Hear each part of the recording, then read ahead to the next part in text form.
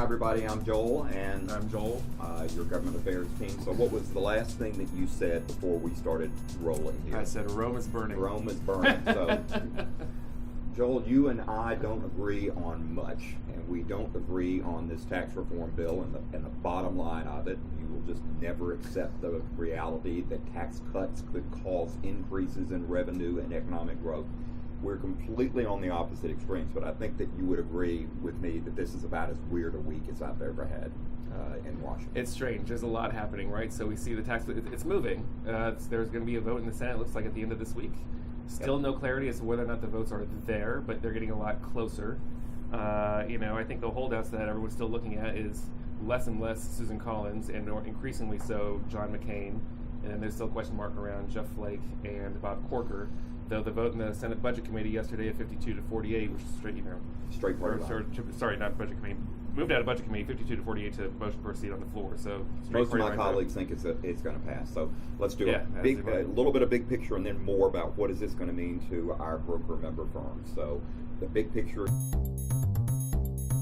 as you said, Senator Susan Collins, the price to pay for her is movement on the Alexander Murray bill to shore up the exchanges, cost-sharing subsidies, some greater flexibility on the 1332 plans for states on minimum essential benefits, and also passage of a bill that she has, a bipartisan bill with Senator Bill Nelson, on reinsurance to bolster the individual and the exchange markets. However, if that's in a separate piece of legislation, the House is not going to be interested in that. And so the question is the Senate going to just force the House to eat whatever it does and put all of this stuff in it? And then Senator McCain, I think most people think he's going to get there. He really has not said much on it at all. You're right, Senator Corker has some demands on automatic tax increases, and some are talking about automatic spending decreases if the deficit does spiral out of control and there isn't economic growth. Yeah, so we'll see. It's funny because on the walk, we're talking about what we're going to talk about, and everyone's fighting for something. You got Ron Johnson and Steve Daines fighting for their pass-through language, which we're wholeheartedly supportive of, and getting some clarity or some parity in the tax, pass-through rate with corporate rates. You got who else? Everyone. All of a sudden, it seems like everyone's legislating on the floor, which almost seems regular order, but it's clearly not. So, leading to what the impact is for our broker member firms. So, about a third of our member firms, we estimate, are pass-throughs. They are S corporations. They're limited partnerships, LLCs. There is tax relief for businesses generally, and certainly on the personal side, but there's been a distinction made, and this is still up in the air, as to whether or not the new benefits for an even further lowered pass-through rate will impact service businesses, which brokerages clearly are. Right. And so that's a great concern to us, and it is unclear, while Senators Johnson and Daines, and to a lesser extent Senator Collins on this issue as well, seem to have gotten some satisfaction that they're going to have this issue resolved. Sounds like they're being promised. Yeah, but it's unclear whether or not that our member firms are going to be beneficiaries of that. Right. Also, with respect to private equity, and certainly private equity driving a lot of M&A in the brokerage sector. The House bill does touch on the carried interest issue, but it tends to only impact the hedge funds as opposed to the private equity side, and the Senate bill even less so. So I think that there's somewhat greater relief among the private equity types about that. Meanwhile, you've got December 8th around the corner, and you've got all this threat of government shutdown. Obviously, the meeting that did not happen at the White House was not helpful in finding a resolution to keeping the doors open between Nancy and Chuck and the president.